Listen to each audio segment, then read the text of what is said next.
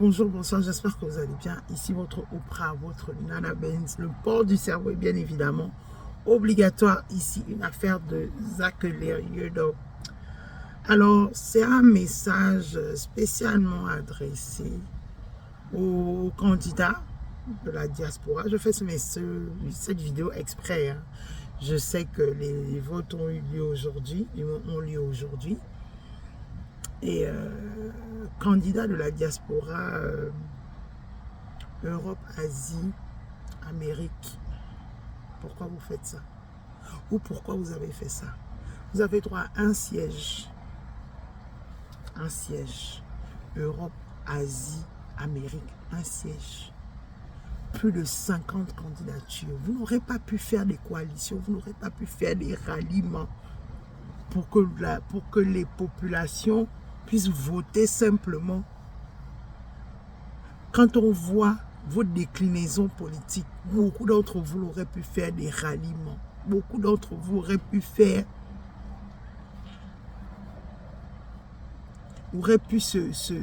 rallier à d'autres personnes. Quand vous faites vous-même un seul siège, 3 continents, plus de 50 candidats, on vote qui, on laisse qui? Vous allez me dire que dans les 50 candidats là, vous n'avez pas pratiquement les mêmes projets. Vous n'avez pratiquement pas les mêmes points de chute, les mêmes points focus pour l'Assemblée nationale. 3 continents, un siège. Vous êtes plus de 50. On vote qui, on laisse qui. On donne la notoriété à qui, on laisse qui. Tout cela parce que vous êtes toujours dans une affaire de... Comment on appelle ça? Vous êtes toujours dans une affaire vous cherchez toujours à être tous au devant de la scène. Tout le monde veut être chef. Tout le monde veut montrer que c'est moi qui maîtrise. Bon, quand vous êtes plus de 50, là, allons au sérieux. Si ce n'est pas pour donner le poids au PDG/UDB ou bien UDB/PDG, c'est quoi le projet? C'était quoi le projet de nous sortir autant de candidatures pour un siège? Parce que l'autre siège, c'est l'Afrique, diaspora africaine. Donc vous, c'est un siège pour 3 continents et vous n'arrivez pas à vous entendre, vous n'arrivez pas à vous mettre ensemble. Quand on parle, vous maîtrisez. Quand on parle, vous faites la politique. Quand on parle, vous connaissez. Quand on parle, vous savez ce que vous faites. En tout cas, ce qui est sûr, c'est que vos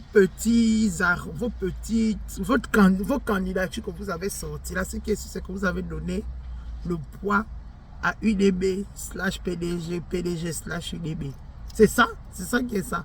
Parce que je ne vois pas plus de 50 candidats. En fait, tu votes qui? Tu votes ton copain, ta copine, tu votes qui? Tu votes la personne qui a la meilleure vision d'aller porter les problèmes des Gabonais à l'Assemblée nationale. Tu votes qui? Pourtant, quand on regarde le fond de tous vos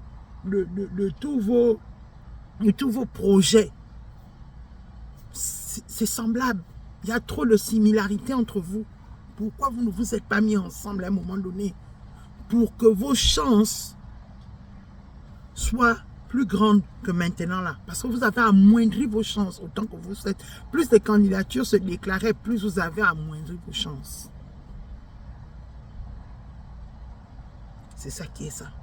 Parce que vous n'avez pas le rouleau compresseur de dire que toi, tu avais ta seule candidature, que tu vas pouvoir te mettre au devant de la scène sur 49 autres candidatures. Ce n'est pas possible.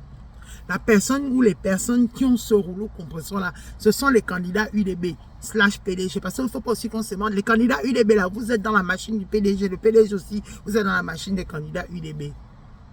Vous faites d'abord Jean, mais finalement, UDB, PDG, pareil, même type.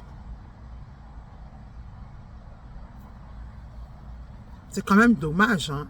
Alors que voilà une occasion, si vous étiez mis ensemble pour une seule cause, vous auriez eu beaucoup plus de voix collectivement que d'avoir des voix individuellement. Parce que si un candidat, tu connais 20 personnes, l'autre candidat, tu connais 30 personnes, l'autre candidat, tu as déjà coopté 5 personnes.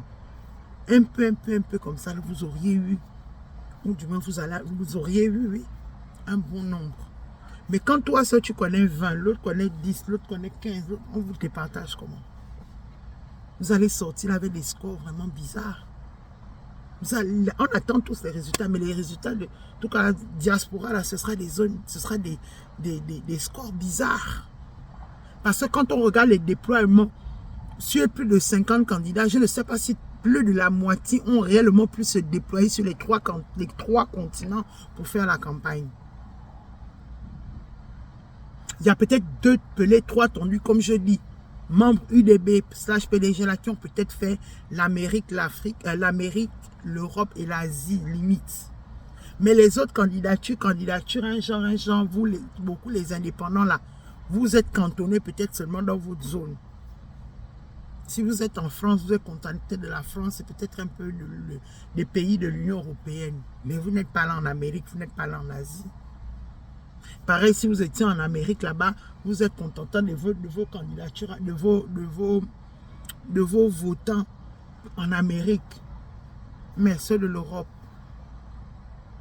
Alors qu'en ayant les voix ici et là, ici et là, ici et là, ici et là, ça vous donnait plus de poids, plus de force. Encore une fois, zéro compteur. Vous dites que vous faites la politique dans le pays là. Hein? Qui sommes-nous? On vous regarde. I'm going to use the try yet.